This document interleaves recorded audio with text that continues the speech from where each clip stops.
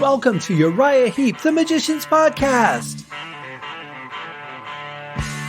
I'll be covering every studio song the band has recorded and every bonus track that I can find. Each week we'll go over a new song from the beginning to where they are currently, and as they keep adding albums, I'll keep adding shows. Let the deep dive party begin. In the magic garden, some were singing, some were dancing. Hello and welcome to another episode of Uriah Heep, the Magician's Podcast. I am your host, Scott Haskin, bringing you a fan-based, band-endorsed podcast digging through every song Uriah Heep ever recorded in the studio that I know of and can find, because, can't review it if I don't have it. So today we are digging out the last couple of, today and on the next episode, we're digging out the last couple of bonus tracks on the album Return to Fantasy. The interesting thing about today's song, Shout It Out, is that it is a fully produced track. So I tried to figure out why that was and why we aren't hearing, like those big reverbed out drums that are about 20 feet further back in the mix. And this actually was released as a single on the B-side of Prima Donna. So they had to fully produce it to be able to go ahead and get it released on in that venue. So that makes a lot of sense. And but it sounds good. I mean, it's a nice mix on the song, and we're going to dig into it here now. Here is Shout It Out.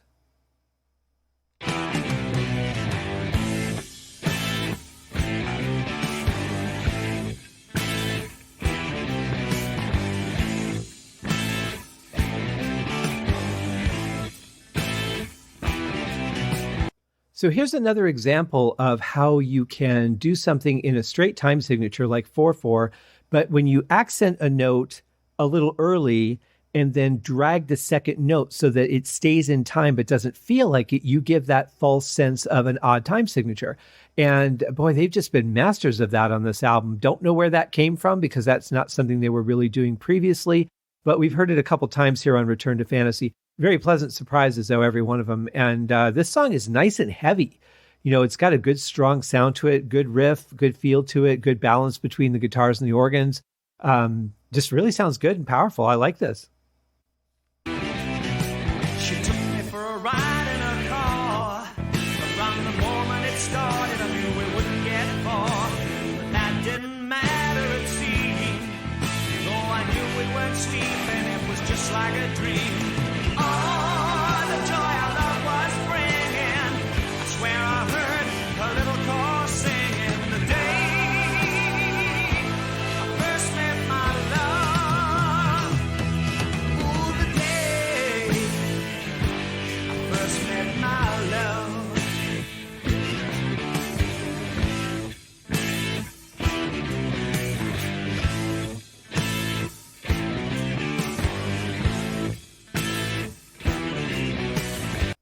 I'd be curious to know why this wasn't included on the album. There's the album starts off so heavy and then it gets so gentle with some of the songs. It seems like this would have perhaps balanced things out a little bit, kept it a little bit more rock and roll.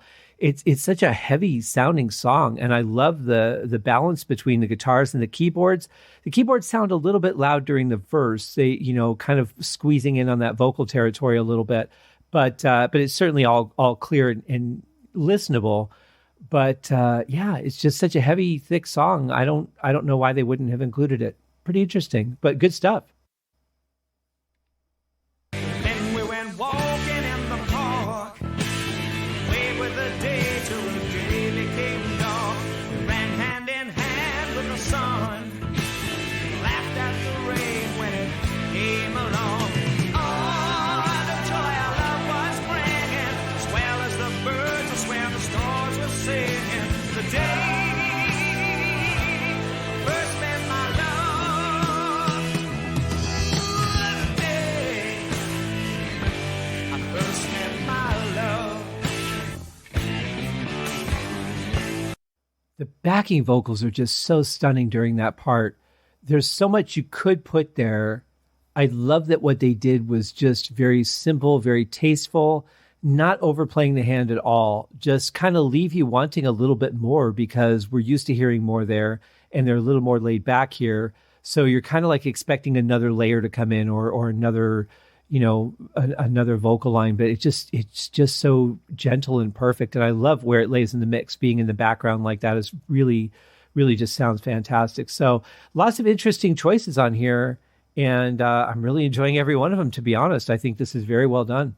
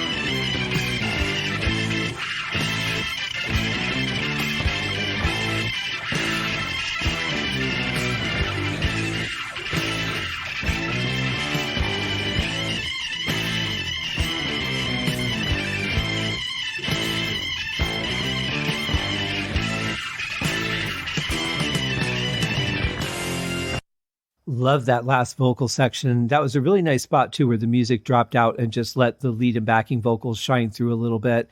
It's tough to mix that kind of stuff too, because when the music drops out, now all of a sudden you've got, just the vocals. So it's almost like there's not enough volume there because you've just dropped a bunch of stuff out. But somehow the engineer made it work. It sounds really good. I don't feel like I'm missing anything in that section. I like the way it came back in too, with the early kick drum and crash, and then coming back into the main line again. That was nice. The organ solo is good. The mix on it is a little weird to me. It's almost like, because of the particular tones, that range in the keyboard can kind of get a little mid-rangey, can kind of be a little bit ear-piercing at times, especially with that amount of distortion on it. And maybe they couldn't push it any further than that, but it does seem a little bit buried in the mix. You don't really miss anything that's going on, but typically a solo, you would want a little bit more out front than that. But I like what he played for sure. And I just love the sound of that Hammond. I mean, with the Leslie spinning and that distortion on it, just sounds fantastic. I just think with that particular EQ, maybe they could have put a little more low end in it to balance that out. And then they could have boosted the volume of the solo a little bit. Just my opinion as an armchair engineer. Thinking in terms of if I were the one mixing the song, that's probably what I would have done, or at least tried. Maybe they did try and it doesn't work. I don't know. I don't want to fault them for that. And again, it's just my opinion on how it sounds. To other people, that might be just the perfect blend. For me, I want to solo a little bit more up front, but it does get tough in certain frequencies, especially with an organ that has a heavy distortion on it. But the performance itself was fantastic. I love the writing of it. It felt very natural. It didn't feel like it was planned. It felt like it was very spontaneous.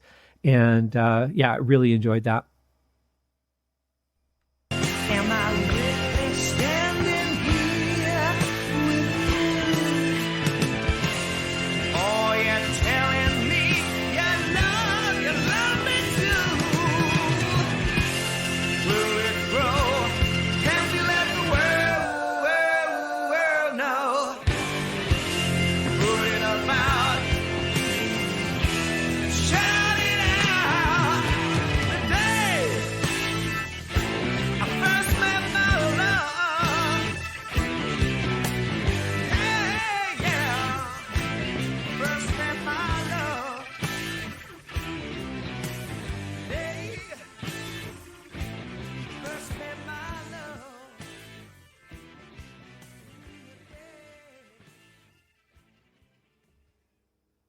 Yeah, that must have been quite a day. I'll say that, and it would be. I mean, the day that you meet your love would be a pretty important day, I would think. But, I don't know about you guys, but I really like this song. I'm glad that they released it, at least on the single. And I hope a lot of people got to hear it. I don't know, I never pay attention to numbers and stuff like that, but hopefully a lot of people got to enjoy it, because it really is a good song. It's very strong, from beginning to end. I think it's got some great transitions. Great vocal and harmony lines. A lot of good stuff here. So yeah, thumbs up for me. It's a really good song. I enjoyed it thoroughly, and I hope that you guys did too. And I hope you guys enjoyed my dive into it as well, because, that's what you just listened to. So that wraps up Their song, the Shout It Out, the second to the last bonus track from Return to Fantasy. We got one more, and we're going to save that one for Monday, guys. Have a great weekend. Be safe, be smart, wherever you are in the world. Just, still be cautious, because as much as people seem to think that we're past COVID, I don't think we are. Not yet anyway. So don't get too crazy. Stay safe, stay smart. You've been that way this whole time. Let's keep it up. Talk to you guys soon. Have a great weekend. Cheers. Thank you for joining me on this episode of Uriah Heep, the Magician's Podcast. If you have enjoyed this show, please consider going over to Apple Podcasts or your favorite podcast outlet, leaving a rating or a review. Be sure to subscribe to make sure that you are notified when new episodes are available. Please be sure to share this podcast with your fellow Uriah Heep enthusiasts and anyone who you think would like Uriah Heep, which should be everyone. And if you are so inclined, please feel free to contribute to the Patreon account. And if you are not a Patreon subscriber, you can also pay through the PayPal link on the website listed in the show links below. I would also like to thank Uriah Heep for their very generous support of the show. And thank you guys for listening. We'll see you in the next episode. Happy days!